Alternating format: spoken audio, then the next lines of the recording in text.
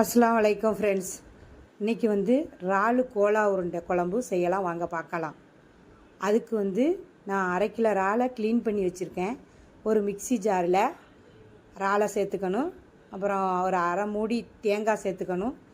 நம்ம 2 முட்டை சேர்த்துக்கணும். தண்ணி ஊற்றாமல் இதை நல்லா நைஸாக அரைச்சிக்கணும்.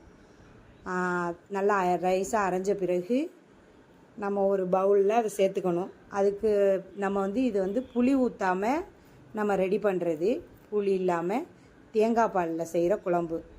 நம்ம அந்த பவுலில் சேர்த்துட்டு நமக்கு அதுக்கு தேவையான மசாலா சேர்த்துக்குவோம். காரத்துக்கு தேவையான மிளகாத்தூள், ஜீரக சோம்புத்தூள், மஞ்சத்தூள், 1 ஸ்பூனு இஞ்சி பூண்டு, தேவையான அளவு உப்பு. நான் ஒரு பல்லாரி வெங்காயத்தை பொடி பொடியாக ஆஞ்சி வச்சுருக்கேன். சின்ன வெங்காயம் போட்டாலும் நல்லாயிருக்கும். ஆனால் நான் சின்ன வெங்காயம் குழம்புக்கு வச்சுருக்கேன். குழம்புக்கு சின்ன வெங்காயம் சேர்த்தா ரொம்ப டேஸ்ட்டாக இருக்கும் இந்த குழம்புக்கு. அதனால் பொடி பொடியாக ஆஞ்ச வெங்காயத்தையும் சேர்த்துக்கிட்டு ஒரு பச்சை மிளகாயும் சேர்த்துக்கிட்டு நம்ம அதை கிளறி ரெடி பண்ணி ஒரு பக்கம் வச்சிடணும். அப்புறம் குழம்பு வைக்கிற சட்டியில் சின்ன வெங்காயம், பச்சை மிளகா, தக்காளி, நம்ம புளி சேர்க்காததுனால ஒரு தக்காளி சேர்த்துக்கணும், கருவேப்பிலை, அப்புறம் மசாலா தூள். நாங்கள் கறி குழம்புக்கு ஜீரக சோம்பு தூள் வச்சுருப்போம், அந்த தூள். அப்புறம் 1 ஸ்பூன் தனியாத்தூள், அப்புறம் மஞ்சத்தூள், உப்பு.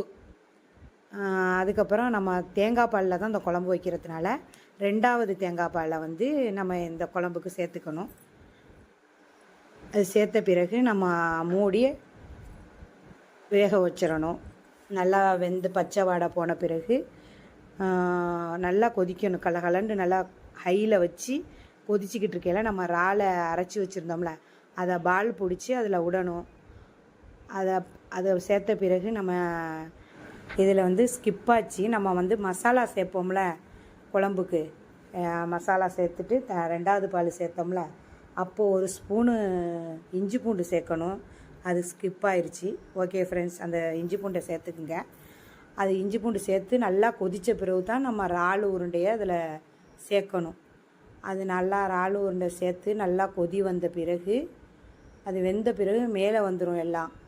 அதுக்கு பிறகு நம்ம ஃபஸ்ட்டு பாலை எடுத்து, கெட்டி பாலாக புளிஞ்சு வச்சுருக்கணும், ஃபஸ்ட்டு பாலை எடுத்து நம்ம அதில் சேர்த்துக்கணும். ரொம்ப லைட்டாக கிளறிட்டு அப்புறம் அதுக்கு தாளிப்புக்கு நம்ம வச்சிடணும். ஒரு கடாயில் எண்ணெய் ஊற்றி சோம்பு, வெங்காயம், கருவேப்பிலை, நம்ம காரத்துக்கு மிளகாத்தூள். இதுக்கு மிளகாத்தூள் தாளித்தா அந்த குழம்புல ஊற்றுனையில் நல்லா ஷைனிங்காக தெரியும். அதனால் நம்ம மிளகாத்தூள் சேர்த்துக்கணும். அப்புறம் இது ரொம்ப டேஸ்ட்டாக இருக்கும் இந்த குழம்பு. சாதத்துக்கு நல்லாயிருக்கும், இடியப்பத்துக்கு நல்லாயிருக்கும், சப்பாத்திக்கு நல்லாயிருக்கும். ரொம்ப டேஸ்ட்டாக இருக்கும். நீங்களே இது மாதிரி செஞ்சு பாருங்கள். அந்த இறாலில் இப்படி ஒரு டிஷ்ஷு எங்கள் ஊரில் இது செய்வோம் நாங்கள் அதிகமாக, இறால் கோலா உருண்டை அப்படின்னு சொல்லி. இது உங்களையும் செஞ்சு பாருங்கள். ஓகே ஃப்ரெண்ட்ஸ், அடுத்த ஒரு வீடியோவில் பார்க்கலாம். பாய்.